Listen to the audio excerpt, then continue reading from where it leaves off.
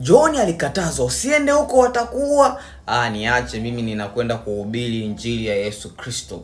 Mwisho wa siku John kilimlamba.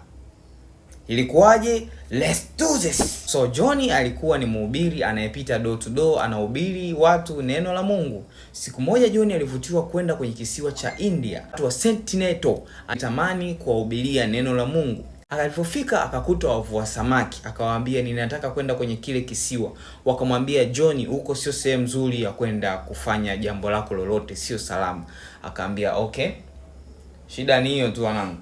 Akachomoa pesa akachomoa kama dola 400 akawapatia pale. Okay.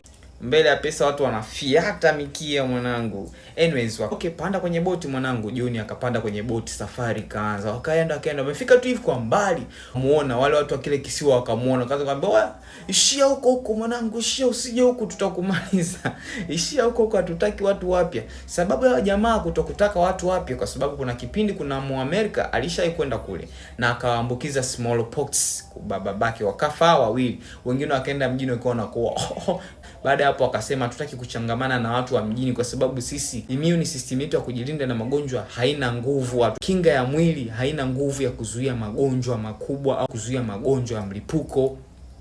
Kuna Muamerika mmoja alibishaga akarudi, wakaanza kuwaletea matunda pale, wanawaletea sijui nini. Si unajua watu wabishwa wataka kwenda tu kushuti sijui ni nini. Siku mmoja kaja na panga. Huyo Muamerika akaja na tunda, akamwambia shika tunda ili mwanangu. Yule mjamaa wa Sentinel akachukua panga, akamwambia asante kwa tunda. Akamgeuza shingo, shoko fyoko kwe. Wengine walipoona hivyo mbio wakaosha mwanangu fiu.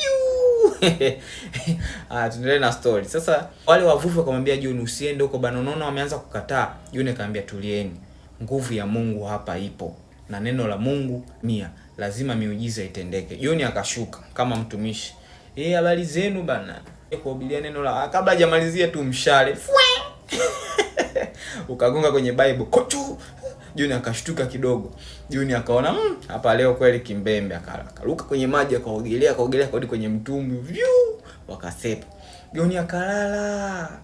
Si unajua kuna ile kwamba nasikia bado kuna kitu kinaniambia nikaongea na watu wa Sentinel.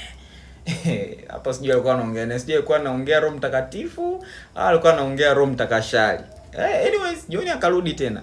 John karudi siku ya pili. Wavuvi wanamwambia John, tunakubali, tunakuheshimu, tunapenda kwamba unatupa pesa zako na hutaki change, lakini sisi tunakujali wewe. Wale watu hawataki kuchangamana na watu wengine. John akaambia, akawaongeza la nyingine nkopwe.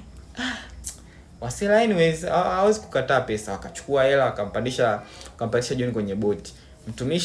Mtumishi John akaamua kwenda. Kaenda tena kafika pale wakamuona. Akamwambia mwanangu ishia huko. Wakaangaliana. Hivi huyu ni mjingeti? Huyu mtu ni mjinga sana, si ndio? Haya. John akafika kashuka tena, jamani, neno la Mungu ni upendo. Neno la Mungu ni uhai. Wakaambia ishia hapo basi, ongelea hapo ulipo. John akasema inabidi nisogee kidogo ili tuongee.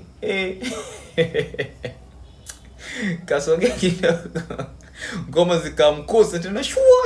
Mvuvi yule mvuaji akaona hapa nitakufa mimi kila siku namwambia John asikii. Mvuvi akageuza mashua. Huyo mbio John ikabidi ajoke, akapiga mbizi, kasepa. John akalala tena. John. John akalala tena. Kasikia tena mwito. John ikabidi kesho tena asubuhi akawawahi, akawaambia bana nipelekeni. Hii ya leo na hakika leo atanisikiliza. Yaani Mungu yupo na hakika hii ya leo atanisikiliza. Wakamwambia bana wale watu hawanaga ushirikiano na mtu yoyote, kwa sababu hata serikali ya India ilikuwa inafahamu wale watu hawataki kushikamana na mtu yoyote. Bana John akaenda amefika pale, kashuka mwenye mtumbwi, kashuka kama huko. John akashuka taratibu, akajua kwamba unajua kama ile kutongoza mtu, siku ya kwanza ya pili ya tatu anaanza kuona kweli huyu anania.